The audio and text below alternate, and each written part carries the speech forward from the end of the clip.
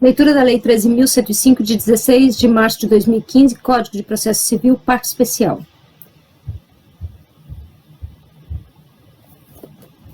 Livro complementar. Disposições finais e transitórias. Artigos 1045 a 1072. Artigo 1045. Este Código entra em vigor após decorrido 1 ano da data de sua publicação oficial. Artigo 1046. Ao entrar em vigor este Código, suas disposições se aplicarão desde logo nos processos pendentes, ficando revogada a Lei 5.869, de 11 de janeiro de 1973. Parágrafo 1º. As disposições da Lei nº 5.869, de 11 de janeiro de 73, relativas ao procedimento sumário e aos procedimentos especiais que forem revogadas, aplicar-se-ão às ações propostas e não sentenciadas até o início da vigência deste Código.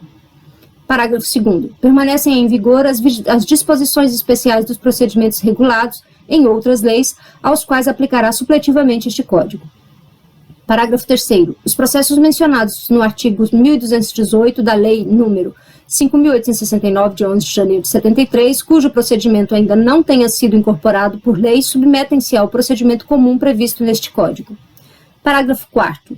As remissões à disposição do Código de Processo Civil revogado, existentes em outras leis, passam a referir-se que lhes são correspondentes neste Código. Parágrafo 5º. A primeira lista de processos para julgamento em ordem cronológica observará a antiguidade da distribuição entre os já conclusos na data da entrada em vigor deste Código. Artigo 1047. As disposições de direito probatório adotadas neste Código aplicam-se apenas às provas requeridas ou determinadas de ofício a partir da data de início de sua vigência. Artigo 1048. Terão prioridade de tramitação em qualquer juízo ou tribunal os procedimentos judiciais. Inciso 1. Em que figure a parte do interessado, pessoa com idade igual ou superior a 60 anos, ou portadora de doença grave, assim compreendida qualquer das enumeradas no artigo 6º, inciso 14 da Lei nº 7.713, de 22 de dezembro de 1988.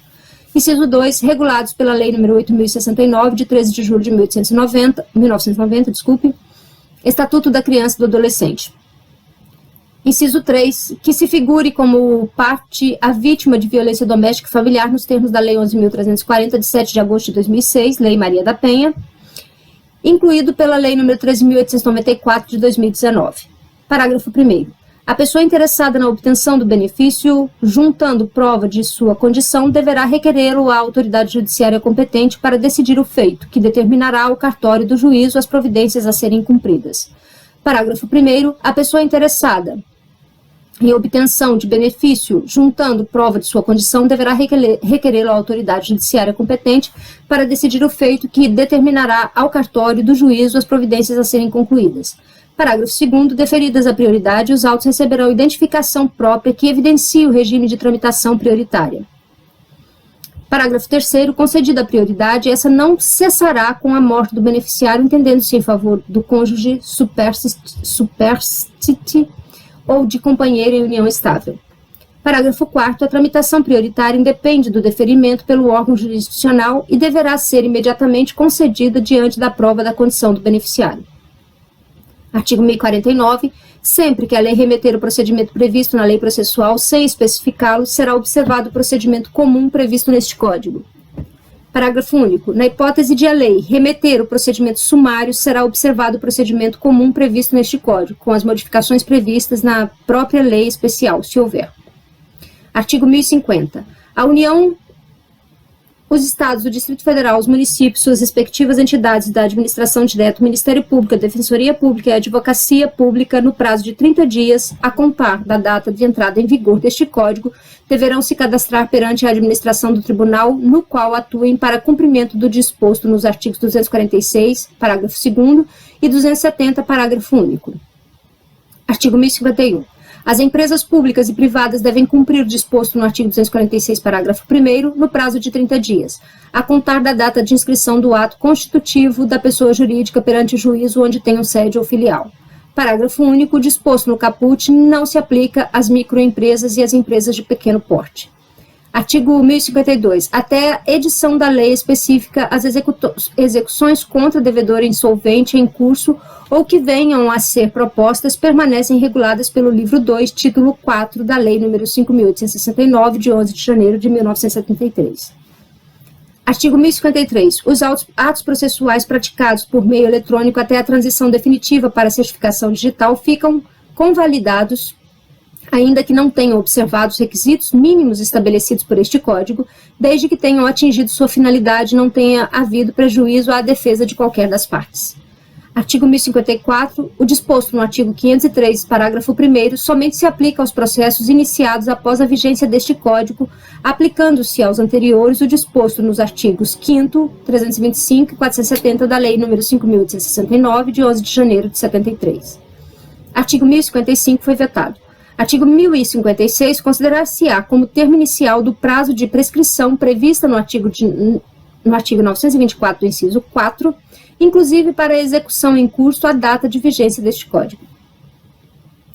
Artigo 1057. O disposto no artigo 525, parágrafos 14 e 15, e no artigo 535, parágrafos 7º e 8º, aplica-se às decisões transitadas em julgado após a entrada em vigor deste Código, e às decisões transitadas em julgado anteriormente aplica-se o disposto no artigo 475-L, parágrafo 1º, e no artigo 741, parágrafo único da Lei 5.869, de 11 de janeiro de 73.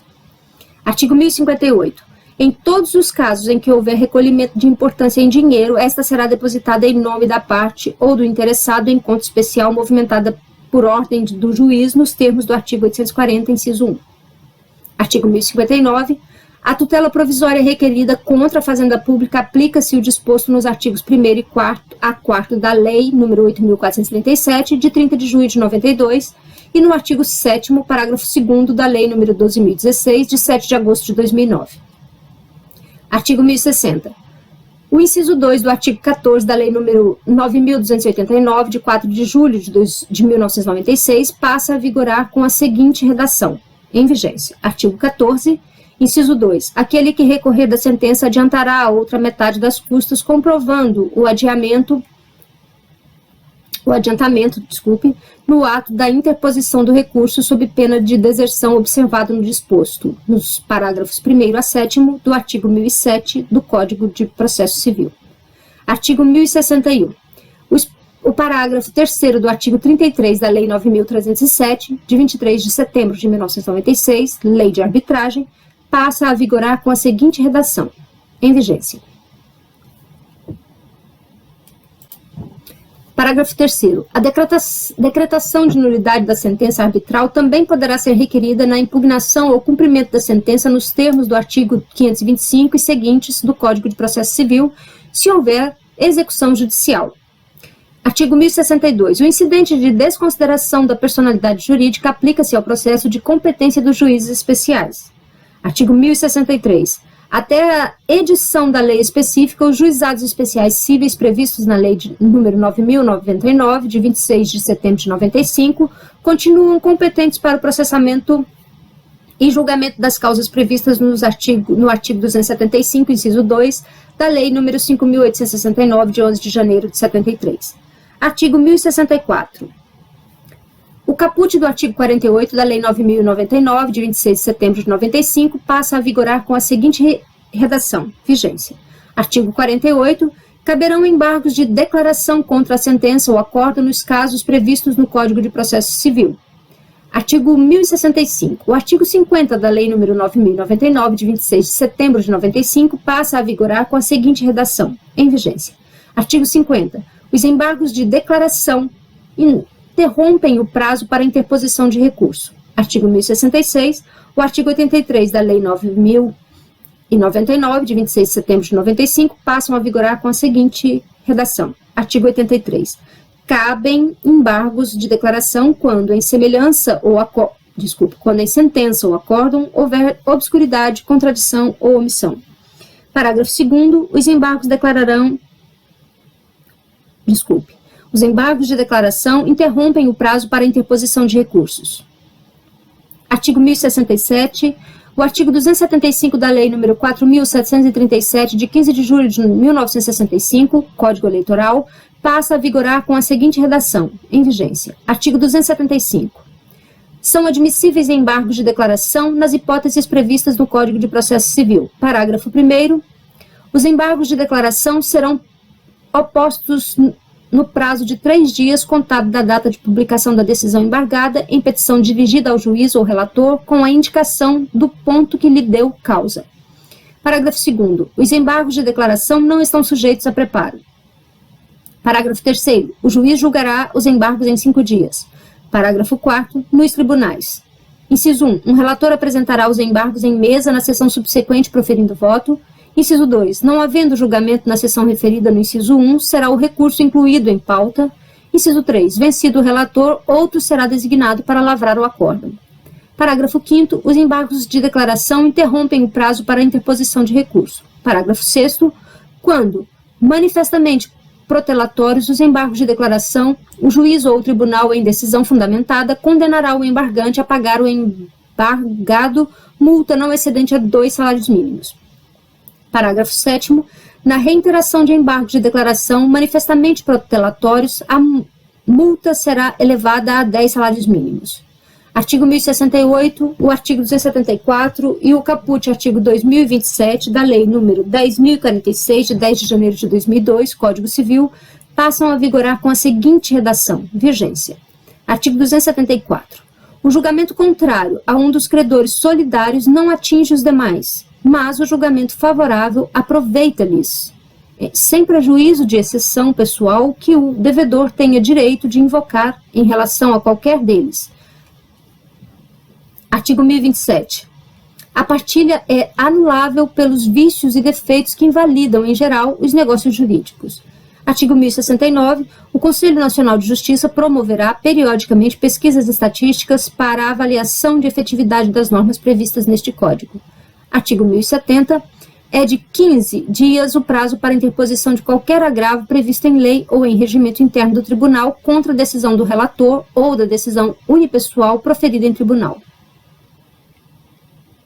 Artigo 1071, capítulo 3 do título 5 da Lei nº 6.015, de 31 de dezembro de 73, Lei de Registros Públicos, passa a vigorar acrescida do seguinte artigo, 216-A, em vigência. Artigo 216-A.